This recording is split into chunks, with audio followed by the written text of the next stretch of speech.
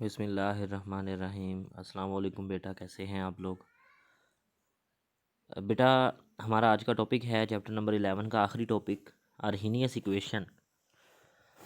बेटा, अर्हीनियस इक्वेशन जो है ना वो हमें बताता है कि किस तरह से effect of temperature on rate of reaction, या किस तरह से टेम्परेचर जो है वो एक रिएक्शन की रेट को इफ़ेक्ट करता है।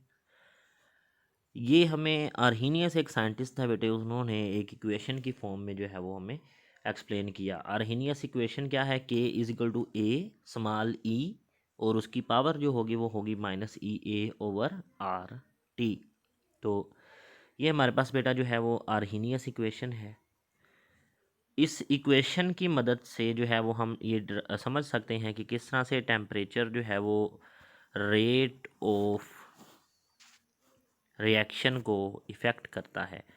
तो ये है अर्हीनियस इक्वेशन, और इस इक्वेशन की मदद से हम ये बात समझ सकते हैं कि किस तरह से जो है वो टेम्परेचर जो है वो रेट ऑफ रिएक्शन को इफ़ेक्ट करता है।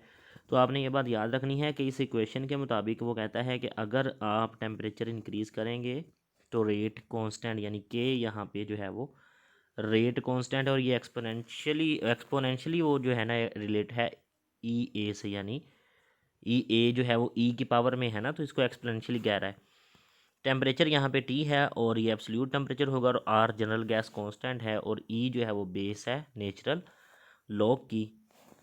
ये इक्वेशन क्या बता दिया इंक्रीज़ करेंगे टेम्परेचर तो रेट कांस्टेंट इंक्रीज़ करेगा, और वो रिएक्शन जो हाई एक्टिवेशन एनर्जी रखते हैं, यानी कि जिनके लिए एक्टिवेशन एनर्जी की वैल्यू ज़्यादा है, अल्टीमेटली वो रिएक्शन जो है वो ज़्यादा एनर्जी उनको देनी पड़ेगी, यानी कि वो स्लो रिएक्शन करेंगे, तो रेट कांस्टेंट के उनके लिए कम होगा। ए यहाँ पे जो है बेटा वो अर्हीनियस कांस्टेंट है, और ये कुलियन फ्रीक्वेंसी पे डिपेंड करता है कि रिएक्टेंट के मॉलिक्यूल कितनी फ्रीक्वेंसी से आपस में कोलाइड करते हैं। हमने कहा था इफेक्टिव कुलियन करना है तब प्रोडक्ट बनेगी, तो इफेक्टिव कुलियन जो है वो कितनी फ्रीक्वेंसी से हो रहा है उस पर डिपेंड करती है ए की वैल्यू। तब हमने इसी पूरी इक्वेशन का, इसको हम इक्वेशन नंबर 1 कह देते हैं, इस पूरी इक्वेशन का बेटा हमने नेचुरल लॉग लिया है।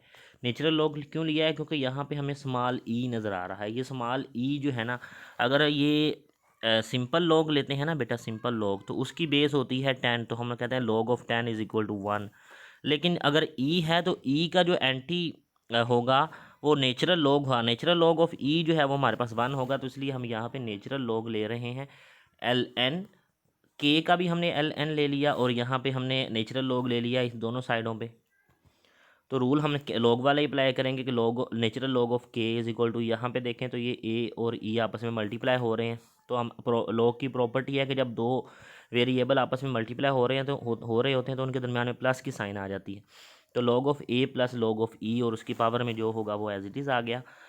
अब बेटा इसके बाद क्या होगा कि natural log is equal to, और ये इसको अगर हम सॉल्व करते हैं, लॉग की प्रॉपर्टी है कि जो पावर होती है वो पहले आ जाती है, तो हमने minus E A over R T पहले लिख दिया, और ये नेचुरल लॉग ऑफ ई आ गया, और नेचुरल लॉग ऑफ ई जो है ये हम जानते हैं ये किसके बराबर है, 1 के बराबर है।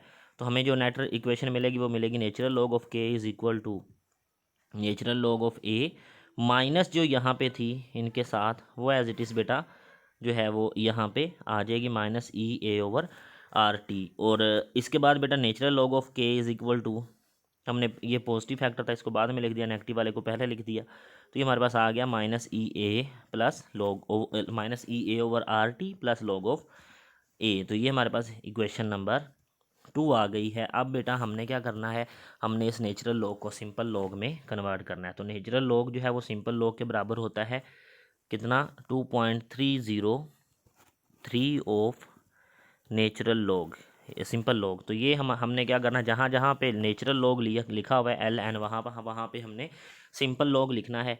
तो अगर हम देखें इस इक्वेशन में, इक्वेशन 2 में, तो यहाँ पे नेचुरल लॉग लिखा हुआ था के साथ, तो नेचुरल लॉग की जगह पे हमने क्या लिख दिया, 2.303 सिंपल लॉग ऑफ के।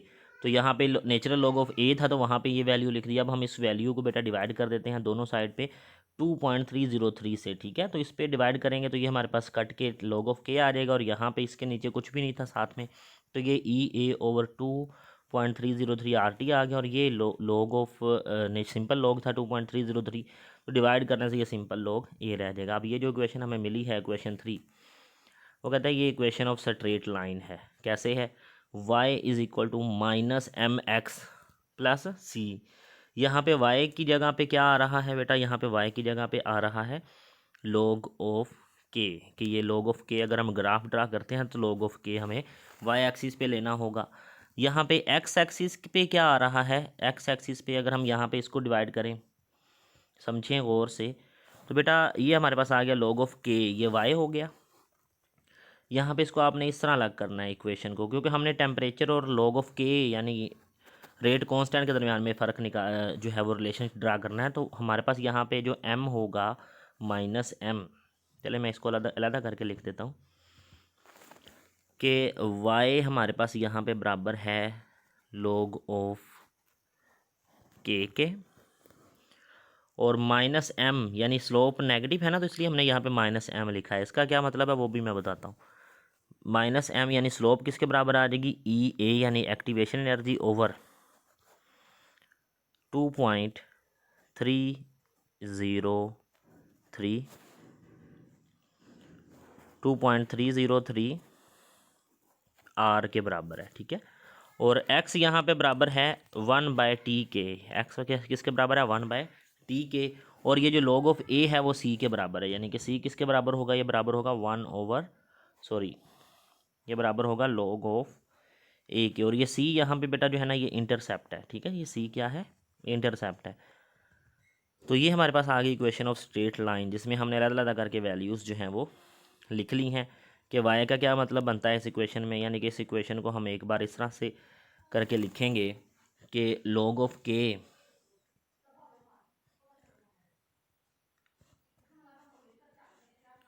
Is equal to -EA over 2.303 R, और इसके साथ होगा 1/t, और इसके बाद प्लस आ जाएगा log ऑफ a, ठीक है। तो ये इस तरह लिखी जाएगी इक्वेशन।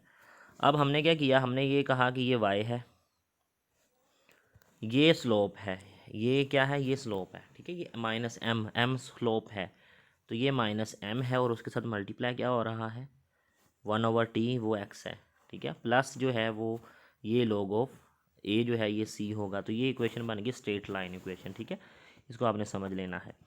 अब m यहाँ पे स्लोप है, वो कहता है c इंटरसेप्ट है स्ट्रेट लाइन का। टेम्परेचर जो है वो इंडिपेंडेंट है वेरिएबल के, लेकिन वो डिपेंड किस पे करता है, वो डिपेंड करता है टेम्परेचर पे, रेट ऑफ रिएक्शन डिपेंड करती है। अब बेटे हम जब ग्राफ ड्रा करते हैं तो हम एक्स और वाई एक्सिस के दरमियान में नॉर्मली ग्राफ ड्रा करते हैं। अब ये इक्वेशन ऑफ स्ट्रेट लाइन जो है ना वो इस तरह भी हो सकती है, और ये इक्वेशन जो स्ट्रेट लाइन होती है इससे जब हम ग्राफ ड्रा करते हैं तो ये स्ट्रेट लाइन इस तरह भी हो सकती है। ये ऐसे होगी, ऊपर की जानिब होगी, तो ये कब होगी, जब स्लोप हमारे पास पॉजिटिव होगी।